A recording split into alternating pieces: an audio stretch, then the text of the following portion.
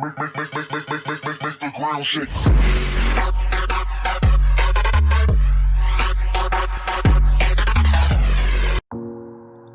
Hello friends, welcome to our channel Spark Your Curiosity. Friends, do you ever have think that what can be other efficient fuels other than petrol and diesel? What other fuels we can use so that after using them we does not repeat the same mistake which we have done, such as pollution. Many of you will think that it can be hydrogen or electricity. So if you are very eager to know which is the best, hydrogen or electricity, watch our video till the end and you yourself will be able to tell the best. So without wasting our time, let's start our topic. Friends, do you know hydrogen was already discovered in 1671 by Robert Boyle in the reaction between iron fillings and dilute acids which yield hydrogen. But main credit goes to Henry Cavendish in 1766 who gave further information of hydrogen and said that gas produces water when burned. And in 1783, Anton Lavoisier gave the element the name hydrogen from the Greek word hydro means water and genes means creator. Hence, the meaning of the name should be water creator. But think on the other side, petroleum was discovered in 1859 and that's not even 400 years. And it turned humanity to depend on it. Only in 100 years, petroleum became a great necessity for all human generation. But think, hydrogen is also an excellent fuel and not a fuel. It is also a clean energy, which means it does not give harmful CO2 emission or any greenhouse gas. On the other hand, it will give water when burned in air, which you may think can be beneficial for us. So, what's the problem? Why we are not using it on a large scale? Even it is abundantly present in the whole universe. Then why we are choosing a fuel that is destroying our mother earth rather than choosing a hydrogen as a fuel? But don't worry, we are here to tell you the answer. First, I think we should understand that where and how we can use it. Hydrogen has been already put in use for various things. Like we use it to make ammonia for fertilizers. We also use it to produce margarine. Oh, you don't know margarine? Then I should give you a view that it is used in street food. Picture on the screen will make it clear.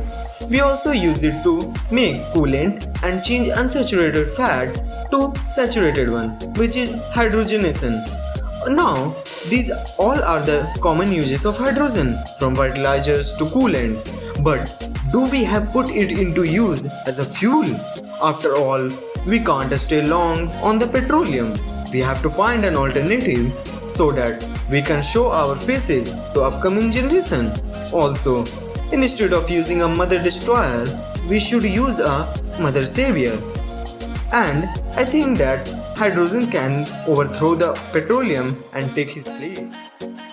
But do you have heard from anyone about hydrogen vehicle? Not a hydrogen bomb, a hydrogen vehicle. One thing, hydrogen is extremely flammable. Single spark can do a boom. So, do we have any technology to control it and use it in our everyday vehicle, from bike to auto rickshaw? I think you viewers already knew that hydrogen fuel is used in a space shuttle. So, I have to tell you a unique things which you may don't know. Do you know, like Tesla and Nissan Leaf cars which run on electricity? There are cars such as Toyota Mirai which run on a hydrogen fuel cell that can run up to 500 km in one go. Yeah, I am talking about hydrogen fuel cell. In hydrogen fuel cell, there are anode and cathode made of platinum as catalyst, where hydrogen split into proton and electron.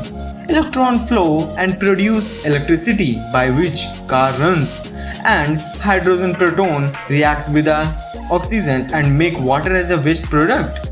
So, we generation now are capable of using hydrogen in our car. But why we are not using it on a large scale? Obviously, if you may have technology that is safer to use, then why you would not use it? Or I think that you may know that it has some bad aspects which are stopping you to use it. So let's start with some black spots that hydrogen has left in our history. Do you know about incident of LZ-129 Hindenburg airship? Let me tell you. It was a large German commercial passenger carrying airship. You know, in 20th century these airships were extremely popular for riches. Talking about Hindenburg airship, earlier it was designed to hold helium gas to lift the airship. And helium gas is very safe and non-flammable, but at that time helium was very much rare and only US government could produce it through oil refineries. Also, US government banned the export of helium from their country. Therefore, only choice was left to use hydrogen, which generate more lift but extremely flammable. So, engineers redesigned Hindenburg to make it comfortable for hydrogen to be used. Now, on March 1936, the airship come into fly. Everything goes well for 1 year. Then came 6th May 1937, a day which changed all the thing.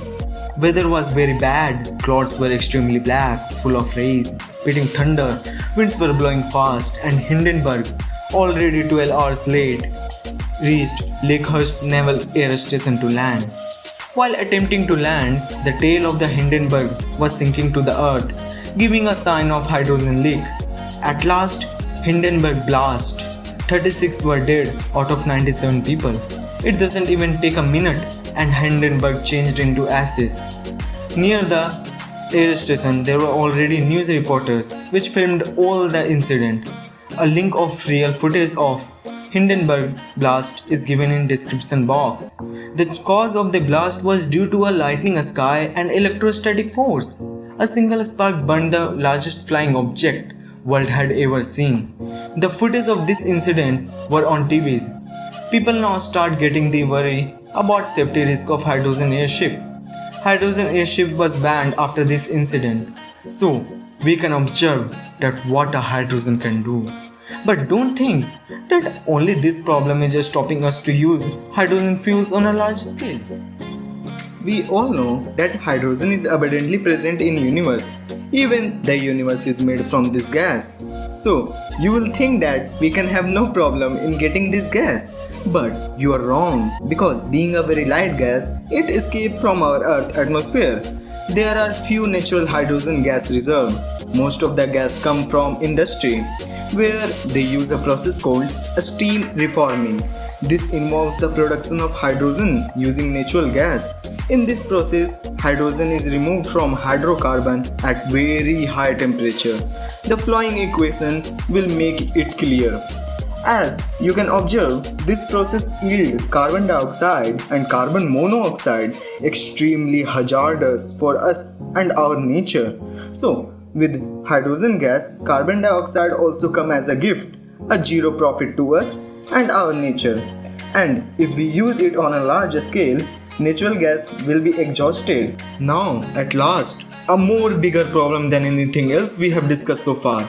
If we use hydrogen on a large scale from our car, buses, bike, auto rickshaw, whatever, we all know when hydrogen is burned in presence of oxygen, it produces water. And unlike petrol or diesel, which gives CO2, hydrogen will give water vapor. But think, due to water vapor, moisture in the air will start increasing. Humidity will increase. No washcloth will be able to dry. Our books will be wet due to humidity. This will give birth to many monstrous problems which humanity will have rarely seen. There will be new types of disease. Everywhere will be fungus, dangerous microbes, new mosquitoes.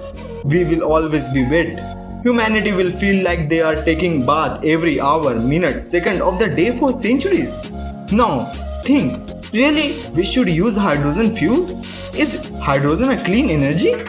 Will it not create pollution? Or after watching all this, do you think is it safe to use hydrogen? So then what we should use other than these which affect less? As petroleum and crude oil will vanish with an estimation of about 50 years, whereas coal and natural gas till 2060. And we have already explained you how hydrogen is still not as beneficial as an other alternative that we have to find for the future. And if we see the current situation of the world, then it is none other than electricity as a fuel. We are observing that slowly companies are now stepping towards electric vehicles because vehicles are the one which are consuming a lot of fossil fuels. It's being estimated till 2025 there will be about 8.4% electric vehicle running on road. But why we are moving towards electricity or why we should? Yeah, we know if there will be a comparison then electric cars prevail, like as we not require any fuel station because we can charge them at home. No requirement of intense maintenance. Electric cars do not produce carbon emission or CO2. Electric cars are cheaper to run because electricity is less expensive than other fuels for the same distance. And even we can consider that the electricity is mainly coming from renewable resources like solar cell farm, windmill, hydroelectricity. So I think for a long run, for our generation to see their future, using electricity is not bad, but also not the best as it has many problems itself that can't be unnoticed.